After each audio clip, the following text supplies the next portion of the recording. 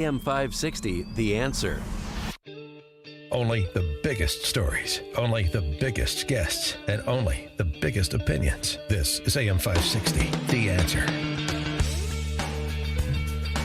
Good morning, Dan and Amy, and talked a little bit about Mike Pence in the news recently on the occasion of Tim Alberta's book, American Carnage, about the Trump administration, where he provides some detail, heretofore undisclosed, about how the Trump campaign reacted to the release of that Access Hollywood tape in the weeks before the 2016 election, the various opinions of various staff members.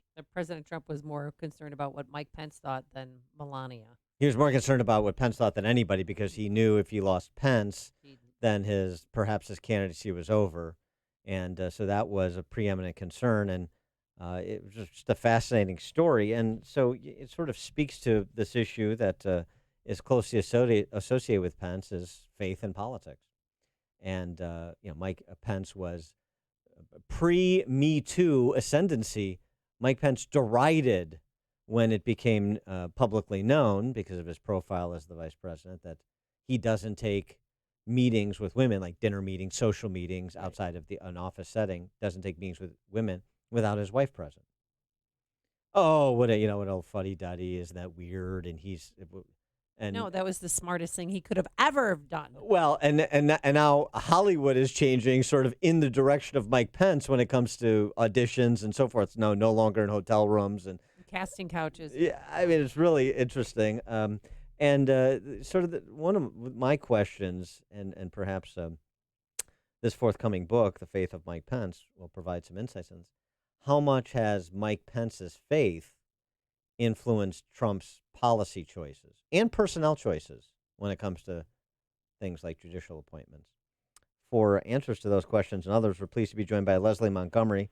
She's Director of Publications, Managing Editor, and a staff writer for the American Association of Christian Counselors. She's also been a writer for Jim Dobson's Focus on the Family for a number of years. And her book, as I said, The Faith of Mike Pence. Leslie, thanks for joining us. Appreciate it.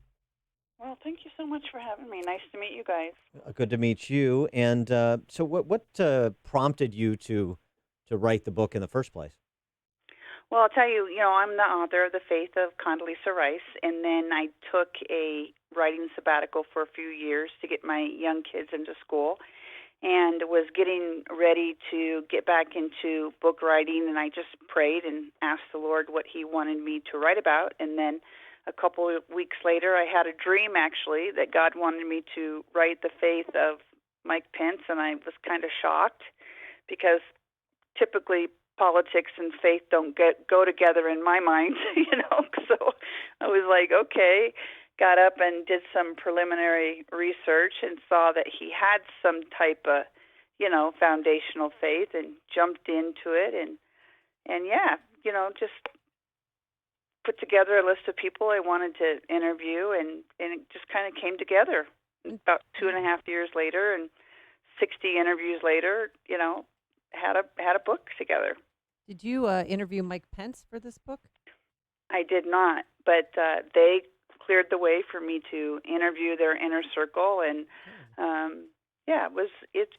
it was bigger and better than I initially believed it was going to be. It was the book is full of personal insight and stories from their friends and people who have worked with them, and all the way back to people he grew up with, his fraternity brothers, people from other side of the aisle, that people, his colleagues, his staff members, just about everybody you can imagine, even LGBT advocates and pro-choice advocates. Oh, well, what did they have to say about Mike Pence?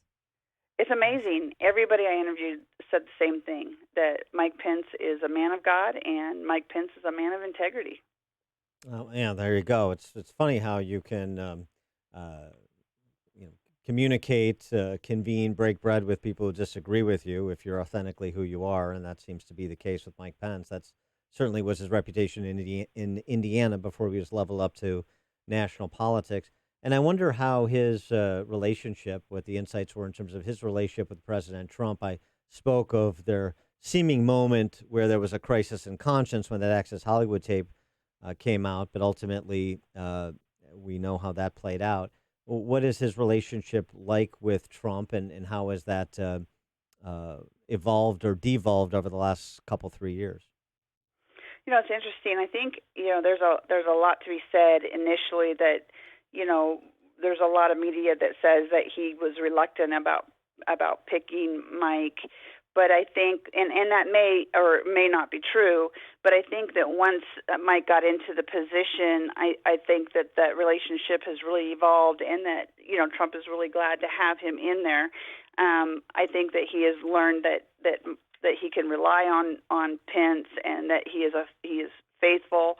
I think that Mike's greatest traits that his friends and family have said about him is that he always defers to people. And it's you hear about people saying that Mike is always kissing Trump's butt. That is not who he is. Well, who he is that he always defers to people. And you hear this all the way back to his early years, not just in politics, but before that. His friends and his colleagues would say, he would get up in front of a crowd and he would say, "Now, I know y'all are going to send me thank you cards. Don't send them to me, send them to this person." Or, "Don't send me thank you cards, send them to my wife." And he's always deferring to other people. And so we see a lot of his Christian faith in the administration, and we see him deferring to Trump. But you can't help but think, there was a time when Trump was pro-choice, right now, he's changed his tune. He's pro-life.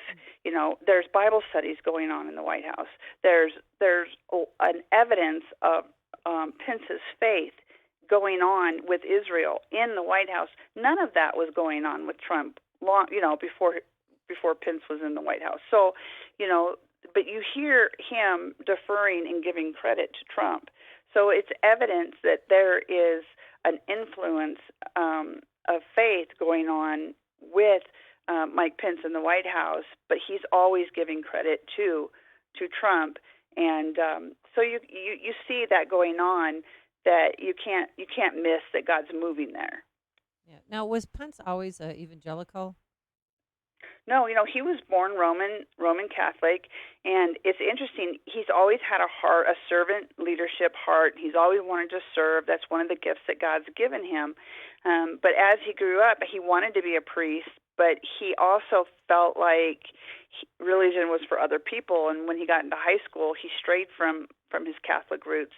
But when he became a freshman at Hanover College, he began to hear other young adults talk about having a personal relationship with Christ, and that really intrigued him, because he said that just wasn't his experience growing up. And his fraternity brothers, who many of which had also had been raised Roman Catholic and had become born again Christians, began to witness to him. And over the course of several months, they witnessed to him, and he himself made a profession of faith and became a born-again Christian himself. And his best friend, who was one of his fraternity brothers, Jay Steger, said it was not a step for him, it was literally a leap of faith, and he just jumped into the Word of God and jumped into prayer, and he said it was just a great leap of faith for him, and dove in head first and just fell in love with the Lord, and has never looked back. And so, how do you think from the interviews that you conducted, Pence's faith and his faithfulness, both in a secular sense as well as a religious one, have impacted the policy choices and personnel choices Trump has made? That Trump has made? Yeah.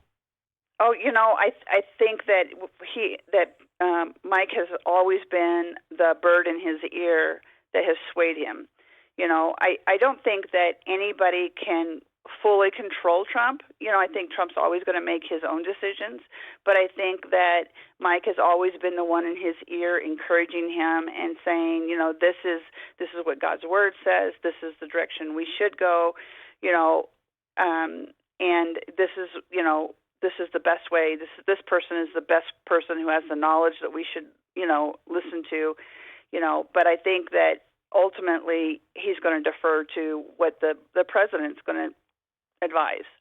I think we're going to perhaps hear different advice down the road when Mike gets his own voice and gets his own opportunity to run for president. And so that's the plan, right? Yeah, that's something that, assuming Trump wins a second term, Mike Pence definitely wants to do.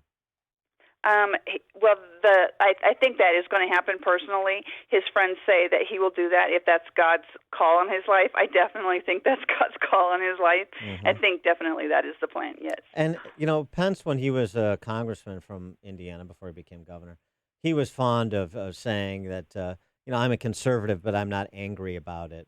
And right. And that's definitely his public demeanor, and is that his private demeanor as well? Because sometimes those two are not the same.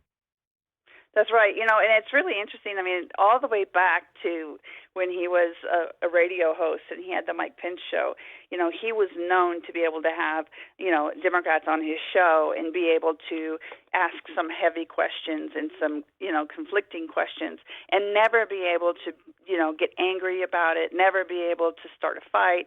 And Democrats loved to be on his show because he would never, be combative with them.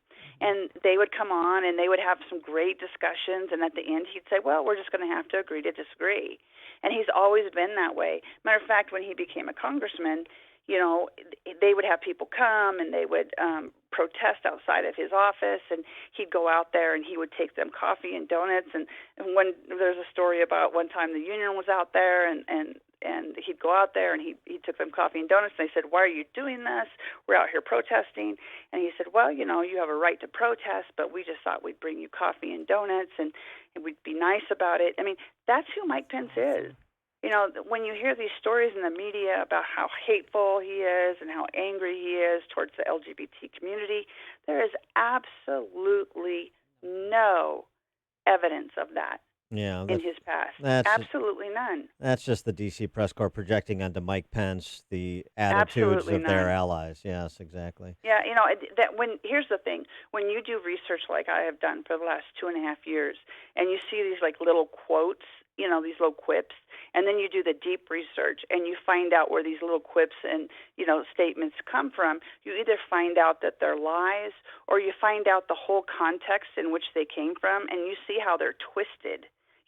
Or how they're taken out of context, and you just realize how the media just, how they just twist them and lie, and how they're, and you just realize how that all works, and you just go, wow, and you just see how the enemy, just works behind the scenes, and it's no wonder that these politicians and these artists just why they dislike the media so much. She is Leslie Montgomery, Director of Publications, Managing Editor, and a staff writer for the American Association of Christian Counselors. She's also a writer for Jim Dobson's Focus on the Family. The book, The Faith of Mike Pence. Leslie, thanks for joining us. Good luck with the book. Thank you, Dan and Amy. Thank you for having me. Take care. Who knew? Mike Pence was a Fiji with Woody Harrelson at Andover College. She joined us, by the way, on our turnkey.pro answer line. It's news, opinion, insight. This is Chicago's Morning Answer on AM 560. The Answer.